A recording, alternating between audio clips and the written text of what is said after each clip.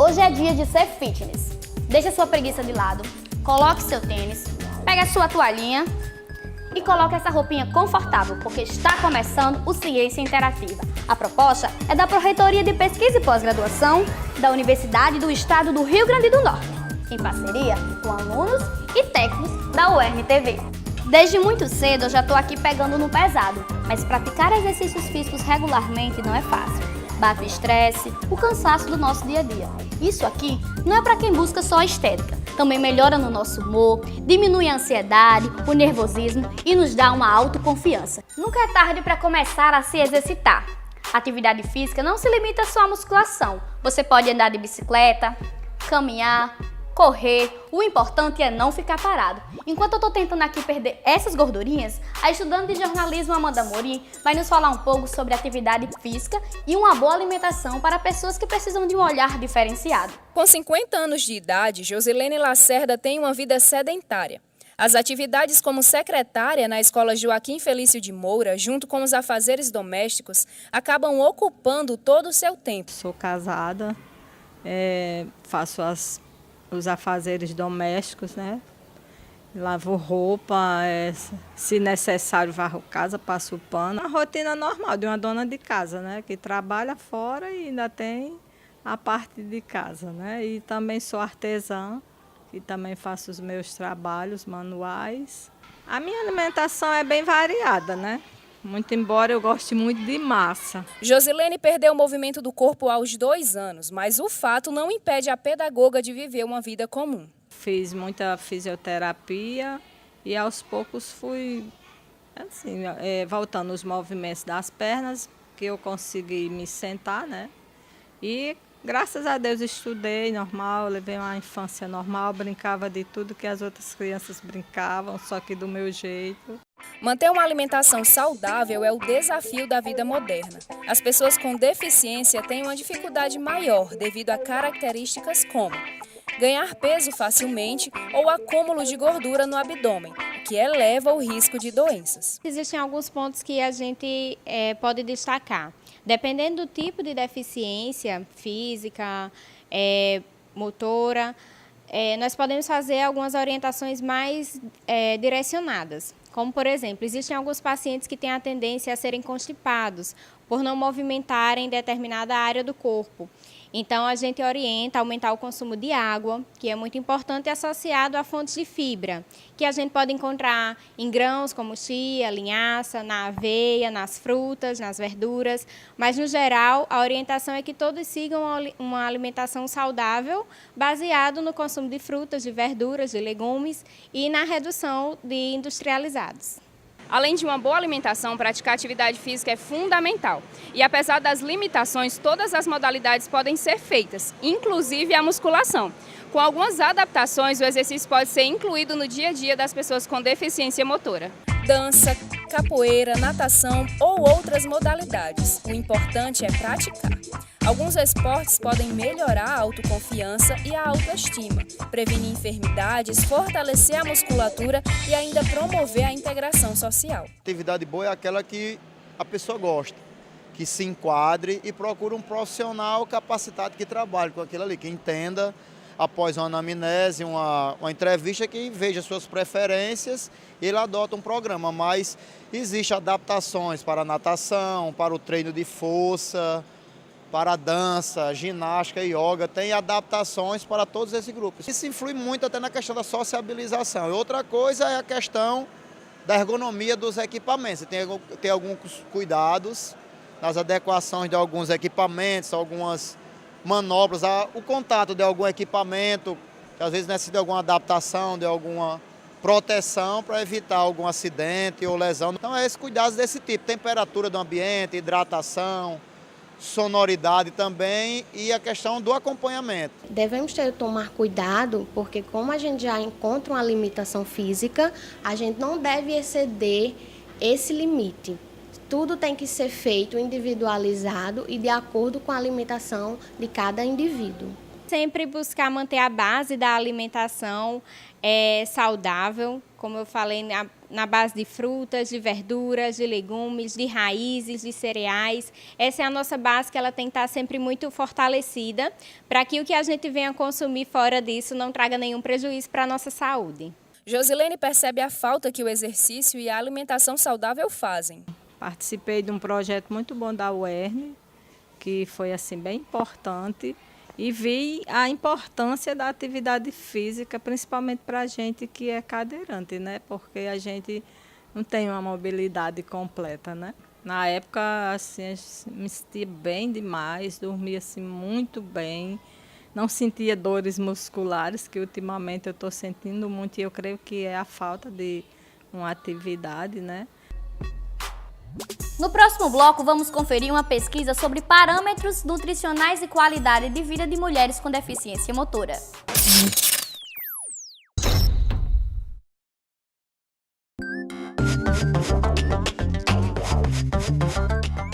Olá, meu nome é Rosa Adelise, sou mestranda do Programa de Pós-Graduação em Ciências Sociais e Humanas, aqui da Universidade do Estado do Rio Grande do Norte.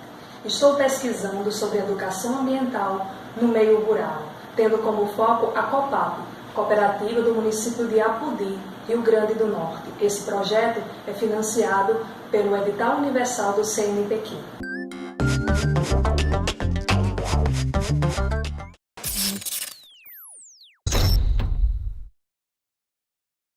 Voltamos com Ciência Interativa e estamos com a mestranda em Saúde e Sociedade da UERN, Jussara Medeiros, que vai falar um pouco sobre sua pesquisa. Comenta um pouco sobre seus estudos. Minha pesquisa é com mulheres cadeirantes, né, mulheres que têm paraplegia, e a gente avaliou nessas mulheres estado nutricional, né, parâmetros nutricionais, tanto o estado nutricional, composição corporal, quanto a avaliação bioquímica, né, os exames dessas mulheres, e também a qualidade de vida e o consumo alimentar delas. E por que você decidiu fazer a sua pesquisa com mulheres que têm deficiência motora? Bem, aqui na UERN, né, tem um projeto do NAFEL, né, que faz a atividade física com essas mulheres. Elas se sentiam incomodadas com o peso, né? Algumas delas já tinham realizado, inclusive, cirurgias bariátricas para essa redução de peso, porque elas não conseguiam nem com a alimentação e nem com a atividade física. E aí era recorrente isso. Então a gente disse, não, a gente pode estudar isso, porque que essas mulheres elas estão insatisfeitas com o peso delas, né? Existe uma diferença nutricional entre a mulher que tem a deficiência e outra que não tenha? Nutricional nos aspectos mais antropométricos, de composição corporal. Porque as pessoas que têm deficiência física, no caso delas que são paraplégicas, elas geralmente passam a adotar um estilo de vida, né, inadequado, com a alimentação inadequada. E além de tudo isso, né, a população em geral, claro que está num quadro de obesidade, né, hoje em dia. Mas essas pessoas que têm a deficiência física e elas que são paraplégicas, elas têm um aumento da massa gorda, né, no organismo, principalmente abaixo do nível da lesão, nos membros inferiores, tanto na região abdominal quanto na região de quadril. Os estudos mostram que elas têm esse aumento cerca de 30% a mais do que a população que não tem deficiência física. E eu vi que você falou que a sua pesquisa foi voltada para as mulheres, né? Por que você decidiu ser só com mulheres? Foi mais por uma questão de conveniência mesmo, por as mulheres serem aquele público que tem um aumento de gordura maior do que o dos homens, né, em geral. E também tinha um número maior de mulheres que participavam dessa pesquisa do que homens. Aí teve um número de pessoas e como foi a coleta? Aqui atendiam cerca de 15 mulheres e homens, na verdade, que tinham deficiência física motora.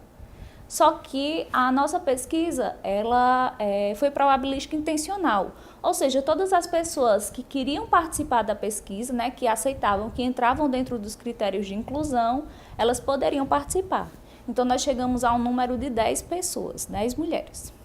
E como foi essa coleta? Foram tirar sangue, vocês fizeram exercícios, foi um plano nutricional, como foi isso? Pronto, essas mulheres eram divididas em mulheres que faziam atividade física, né? e as que não realizavam nenhuma atividade física. E aí, o que foi realizado na pesquisa? Avaliação nutricional, avaliação do consumo alimentar por meio do recordatório de 24 horas. Também a gente avaliou a composição corporal por um equipamento chamado DEXA, que ele avalia a parte óssea, a parte de massa gorda e de massa livre de gordura do organismo delas. E além da qualidade de vida por questionários. E esses resultados já foram obtidos ou ainda está em processo? Bem, a gente já tem uma parte do resultado, né, que é a de composição corporal, em que a gente pode perceber que as mulheres que têm deficiência física motora, que praticam alguma atividade física, elas têm uma diminuição da massa gorda, né, do organismo, dos membros inferiores, dos membros superiores, né, dos braços, pernas, da região ginoide, que é aquela região que a gente pode... Ginoide e androide também, né? Que a gente tem aquela figura que compara a maçã e a pera. Então, a região ginoide é aquela região da maçã, em que tem um acúmulo de gordura na região abdominal, e a androide, em que se compara a pera, que é a região que tem a gordura no quadril, né? Elas têm essa diminuição em relação àquelas mulheres que não fazem nenhuma atividade. E quais são os próximos passos da sua pesquisa? Bem, agora a gente está na parte de análise estatística e a gente espera, né, com os resultados, ver como é que está também o consumo alimentar dessas mulheres para associar esses valores de composição corporal, se essas mulheres que realizam atividade física, elas têm um menor consumo ou um consumo mais consciente, né, com a alimentação mais adequada, e se essas mulheres que não fazem nenhuma atividade física também está associada a uma alimentação mais calórica. Uma mulher que tem deficiência física motora, existe uma diferença se ela pratica atividade física e também tem um plano nutricional bom?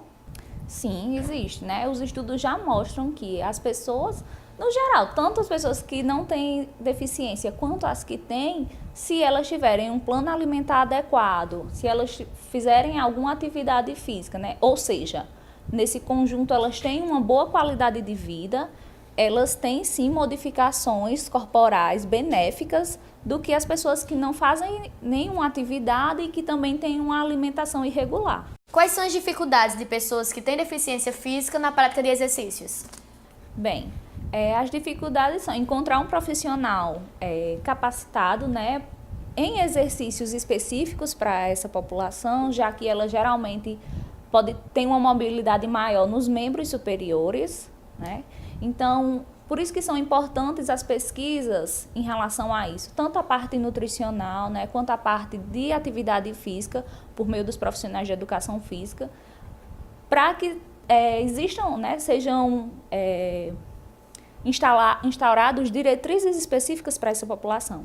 Uma deficiência muito grande é na questão de existirem diretrizes para essa população. A gente não tem ainda nada fechado para essa população, então os estudos que são realizados, né, principalmente estudos em revistas de qualidade, né, A1, eles mostram alguns exercícios e, inclusive, como eu falei, no ano passado foi realizado um estudo nesse sentido, com exercício com essas mulheres, né, em que havia um protocolo e foi realizado com elas e eles obtiveram bons resultados, mostrando que essas que faziam a atividade física, realmente elas tinham modificações na composição corporal, em relação às que não realizavam. O Ciência Interativa vai ficando por aqui, mas você vai assistir, eu tenho certeza, outras edições. Basta acessar youtube.com/UERNTV e nos siga nas redes sociais, @UERNTV e @PropegUERN. Até mais!